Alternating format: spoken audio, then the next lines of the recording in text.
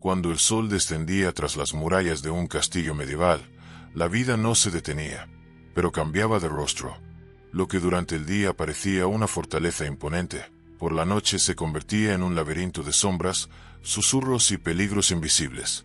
En los pasillos, apenas iluminados por antorchas temblorosas, se desataba una tensión silenciosa.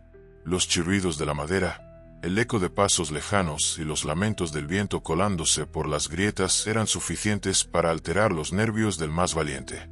Los castillos no eran cálidos ni cómodos. Estaban construidos para resistir ataques, no para ofrecer descanso. Las gruesas paredes de piedra absorbían el frío y lo devolvían con crueldad durante la noche. No había aislamiento, ni calefacción más allá de fuegos rudimentarios que poco hacían contra la humedad. En muchas habitaciones, los habitantes dormían vestidos, no por hábito, sino por necesidad. El calor corporal era su único refugio. Pero más allá del clima, estaba el miedo a lo inesperado. La guerra, la traición y los saqueos eran parte del día a día. Nadie dormía del todo tranquilo. Se colocaban barricadas internas, se reforzaban cerraduras, y los sirvientes se turnaban para vigilar ciertos corredores. Algunos escondían cuchillos debajo de la almohada, y otros simplemente no dormían. Pasaban la noche en vela, esperando, temiendo. La oscuridad lo cubría todo. Sin ventanas amplias ni lámparas modernas, una vez apagadas las antorchas, el castillo se sumía en una negrura absoluta.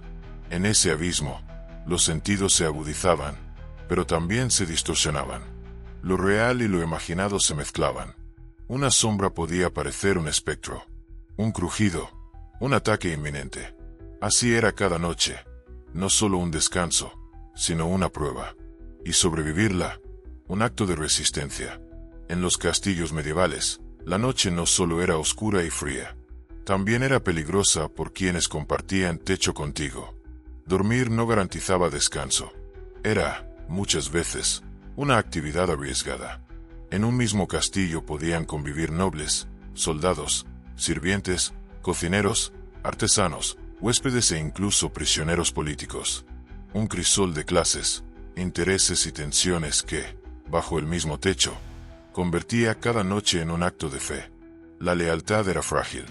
Un criado maltratado, un soldado humillado, un invitado celoso, podían ser amenazas latentes. Las traiciones no se anunciaban, se tejían en silencio, al amparo de las sombras. Había miradas que no dormían, oídos que escuchaban detrás de las puertas, y manos que sabían manejar venenos, dagas o rumores. Los crímenes más sigilosos solían ocurrir mientras el resto descansaba. Y lo más aterrador era que, muchas veces, el asesino estaba a tan solo unos pasos de distancia. Las habitaciones eran compartidas por necesidad, no por confianza. La privacidad no existía. En grandes salones, decenas de personas dormían juntas, apiñadas sobre paja, mantas o duros tablones. Se escuchaban ronquidos, toses, murmullos y gemidos. Pero nadie sabía con certeza quién estaba realmente dormido.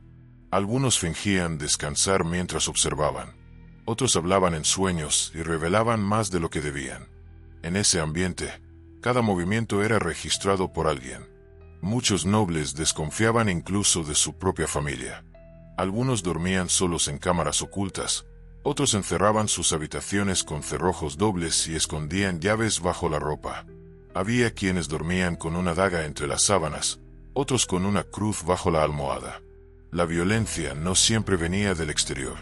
Muchas veces, el castillo se convertía en una jaula de hienas, cada una sonriendo por fuera y tramando por dentro. La noche, en ese mundo cerrado, no era tiempo de descanso. Era tiempo de vigilancia disfrazada de sueño. Sobrevivir no dependía solo de resistir el frío o el miedo, sino de despertar vivo.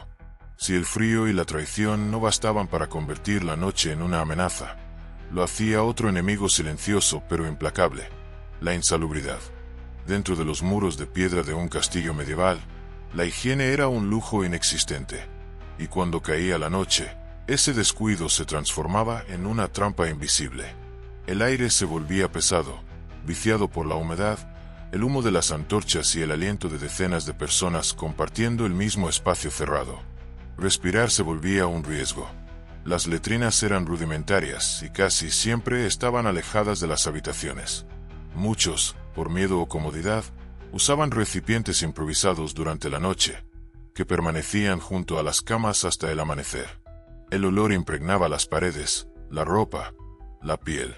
No había agua corriente, ni jabón suficiente, ni costumbre extendida de bañarse. La suciedad se acumulaba no solo en el cuerpo, sino también en los textiles, las camas, los utensilios. Y con ella, la enfermedad.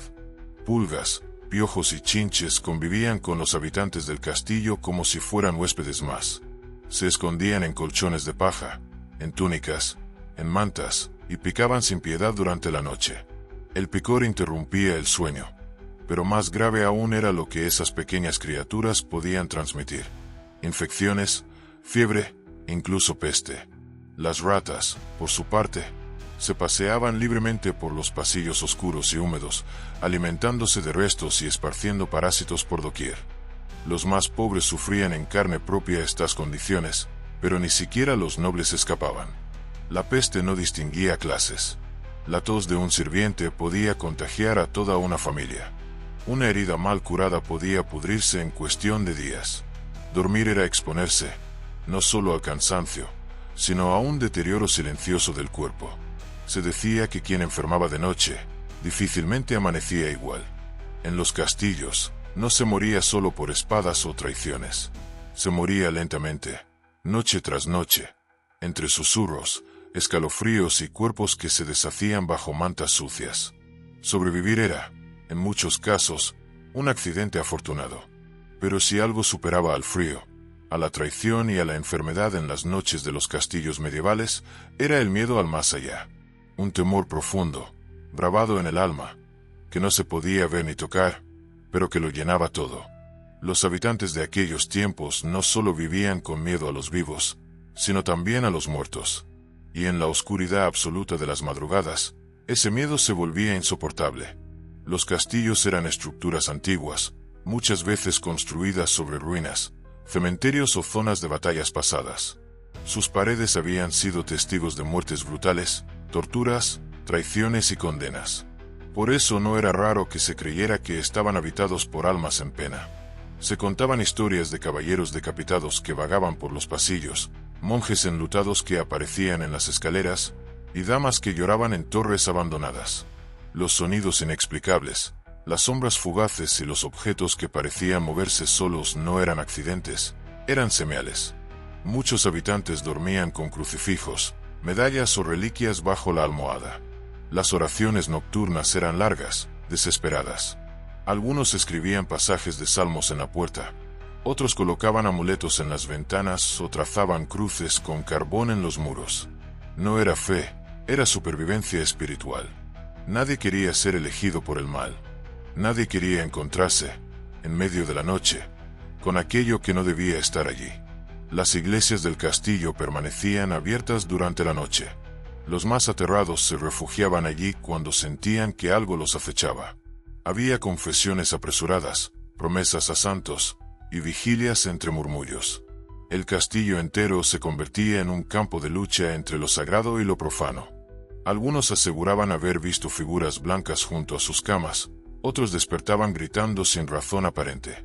Y lo más inquietante es que esos relatos se repetían en distintos lugares, con diferentes personas, pero con los mismos detalles. Se vivía con la certeza de que los errores, los pecados y las ofensas al cielo eran castigados. La muerte no era el final, era el comienzo de otra presencia. Y mientras más oscuro era el castillo, más fácil era creer que los condenados nunca se habían ido. Había frío, traición, suciedad, enfermedades y un terror constante a lo invisible. Las noches en un castillo medieval no ofrecían descanso, ni seguridad, ni alivio. Eran pruebas de resistencia mental y física. Cada hora que pasaba era un desafío a la lógica, al cuerpo y al alma. Y, sin embargo, sobrevivían. No por casualidad. Lo hacían porque no tenían otra opción. Porque el instinto de supervivencia les dictaba seguir adelante, aun cuando cada anochecer se parecía a una sentencia. Aprendieron a desconfiar en silencio, a dormir con un ojo abierto y el otro sumido en un sueño ligero, a caminar entre las sombras como parte de ellas. Se adaptaron al hedor, al crujir de los muros, a la presencia de la muerte y del misterio. Se volvieron expertos en leer el lenguaje oculto del castillo, el silencio de los pasillos, el ritmo de las antorchas, los gemidos que no venían de nadie. Muchos encontraron en la rutina una forma de protección. La repetición de gestos, de oraciones, de hábitos, creaba una ilusión de control frente a lo incontrolable. Otros se refugiaban en la fe, esa fuerza invisible que no se veía pero sostenía. Porque cuando todo parecía abandonarlos, la medicina, la lógica, la seguridad, solo quedaba elevar la mirada al cielo y rezar por despertar con vida. Y lo hacían. Contra todo pronóstico, lo hacían. La humanidad ha sobrevivido a lo indecible no por fuerza, sino por adaptabilidad.